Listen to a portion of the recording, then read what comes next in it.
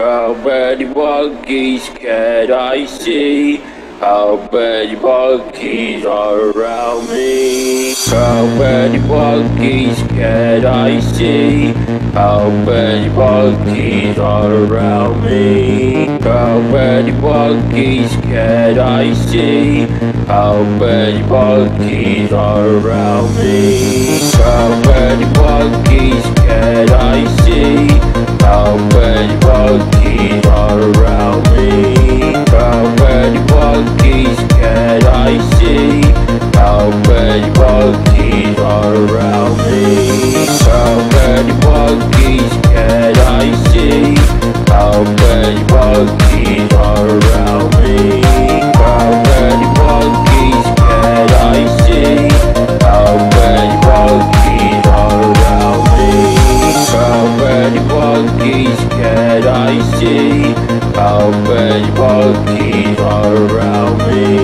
How many monkeys can I see? How many monkeys are around me? How many monkeys can I see? How many monkeys are around me? How many monkeys can I see? How many monkeys are around me? How many monkeys can I see? How many monkeys are around me? How many monkeys can I see? How many monkeys are around me? How many monkeys can I see? How many monkeys are around me? How many monkeys can I see? How many monkeys are around me?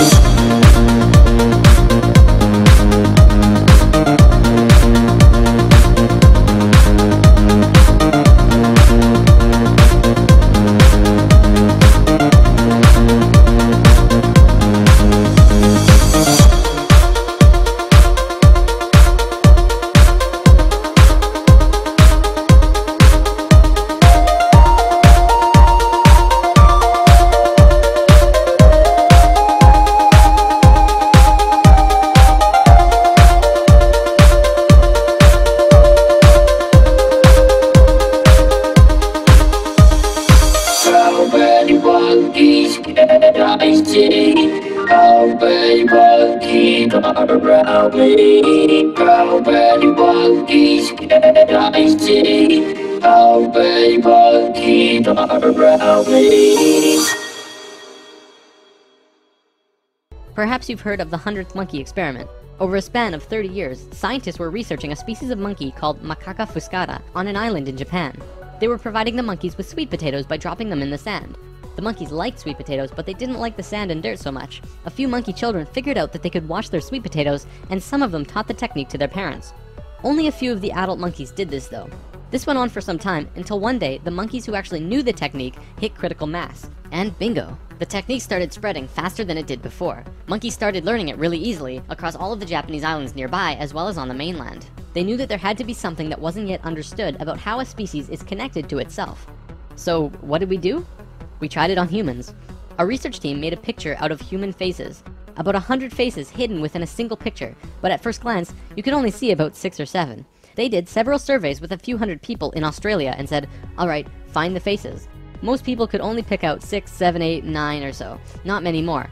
After that, the research team went to Britain and aired the picture on a closed cable BBC special that was shown only in England. They showed where all of the faces were, every last one. Half of the research team, which stayed in Australia, did the experiment again with new subjects. And lo and behold, people were just naturally able to see more faces. After this experiment, they knew that something definitely connects us all, and the field of noetics is learning more about it daily. It's mass consciousness. In lesson 11, I showed you the 3 levels of consciousness. Each of these levels have their own consciousness grids around the planet, and our second level grid is based on squares and triangles. Many governments of the world, especially the Russian and US governments, were studying our grids back in the 60s and probably earlier. When mapping out the grid on the planet, you find little military bases on many of the nodal points of the grid. There are tons of these bases way out in the middle of nowhere, like on little islands like Guam. This couldn't be a coincidence that these government powers placed their bases right where the little spirals came out of the grid. They were trying to take control of the grid, because if you control consciousness, you control what we think and feel.